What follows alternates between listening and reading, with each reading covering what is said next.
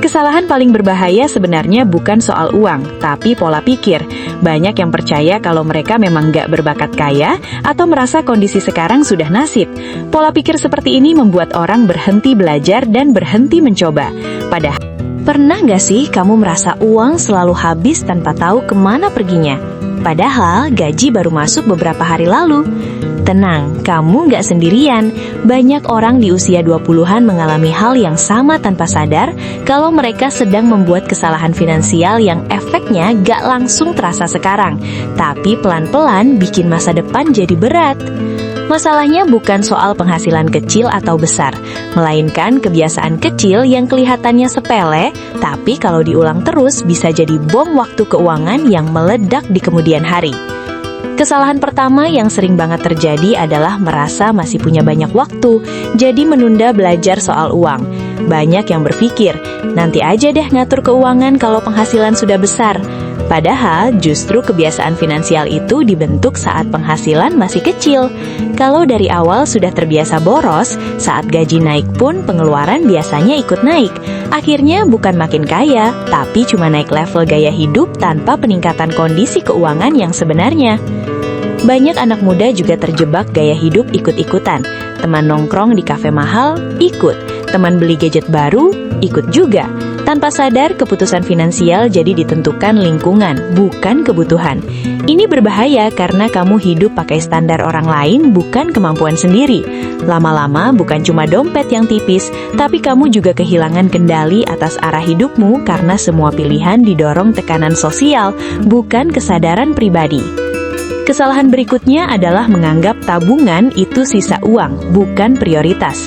Banyak orang menabung hanya kalau ada uang lebih di akhir bulan. Masalahnya, uang lebih itu hampir nggak pernah ada. Selalu saja ada alasan buat belanja atau pengeluaran mendadak. Orang yang keuangannya stabil biasanya melakukan kebalikan. Mereka menyisihkan tabungan di awal, baru memakai sisanya untuk hidup. Prinsip sederhana ini kelihatannya kecil, tapi efeknya bisa mengubah masa depan finansial secara drastis. Utang konsumtif juga jadi jebakan klasik usia 20-an, mulai dari pay letter, cicilan gadget, sampai kartu kredit yang dipakai buat hal yang sebenarnya nggak penting. Rasanya ringan karena bayarnya dicicil, tapi sebenarnya kamu sedang memakai uang masa depan untuk kesenangan hari ini. Kalau kebiasaan ini terus berlangsung, kamu bisa masuk lingkaran utang tanpa sadar, di mana penghasilan habis hanya untuk menutup kewajiban lama tanpa sempat membangun aset sama sekali.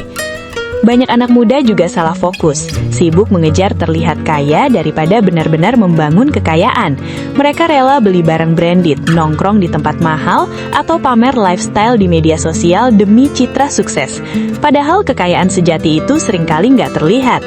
Orang yang benar-benar kuat finansial justru biasanya sederhana, karena mereka paham bahwa uang lebih baik disimpan atau diinvestasikan daripada dihabiskan untuk validasi sosial sesaat. Kesalahan lain yang diam-diam berbahaya adalah tidak punya dana darurat. Banyak yang merasa masih muda dan sehat, jadi nggak perlu persiapan. Padahal hidup nggak pernah bisa ditebak. Bisa saja tiba-tiba kehilangan pekerjaan, sakit, atau ada kebutuhan keluarga mendadak. Tanpa dana cadangan, satu kejadian tak terduga saja bisa langsung merusak kondisi finansial yang sudah dibangun bertahun-tahun. Dana darurat bukan pilihan, tapi fondasi keamanan hidup. Sebagian orang juga terlalu cepat merasa nyaman saat penghasilan mulai stabil. Begitu gaji naik sedikit, langsung upgrade gaya hidup, kos lebih mahal, makan lebih sering di luar, belanja lebih bebas. Fenomena ini sering disebut lifestyle inflation. Masalahnya bukan pada peningkatan kualitas hidup, tapi pada kecepatan kenaikan pengeluaran yang melebihi kenaikan penghasilan.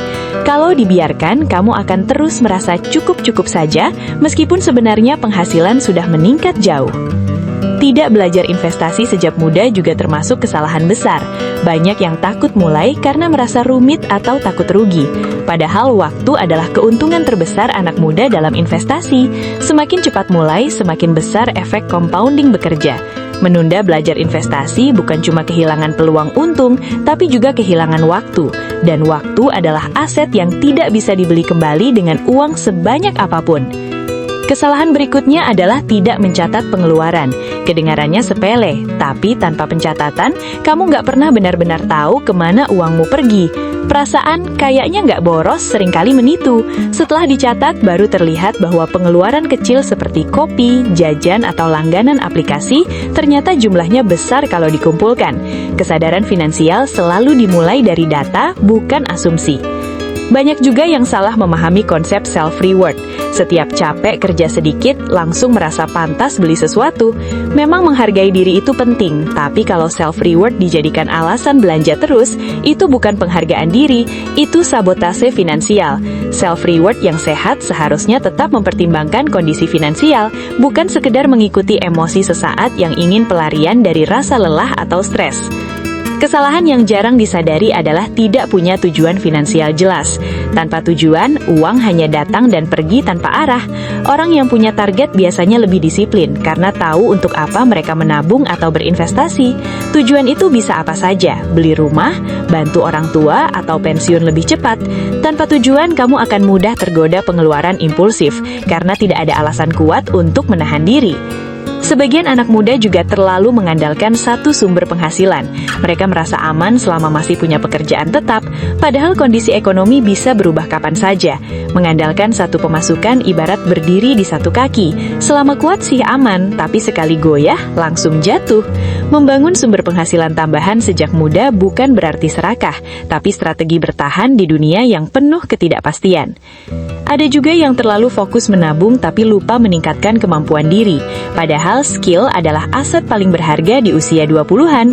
Uang bisa habis, tapi kemampuan bisa menghasilkan uang berkali-kali lipat. Investasi terbaik seringkali bukan saham atau properti dulu, tapi pengetahuan, pengalaman, dan jaringan.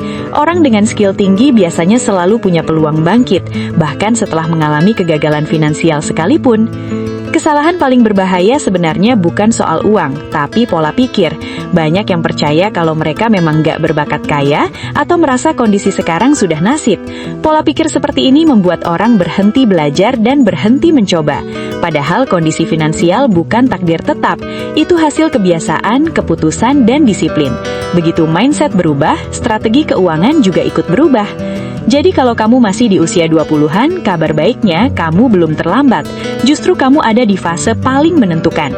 Kesalahan finansial bukan hukuman permanen selama kamu sadar dan mau memperbaiki kebiasaan. Mulai dari langkah kecil, mencatat pengeluaran, menabung rutin, belajar investasi, dan menahan gengsi. Ingat, kemiskinan sering datang bukan karena kurang uang, tapi karena kebiasaan yang salah dibiarkan terlalu lama tanpa pernah diperbaiki.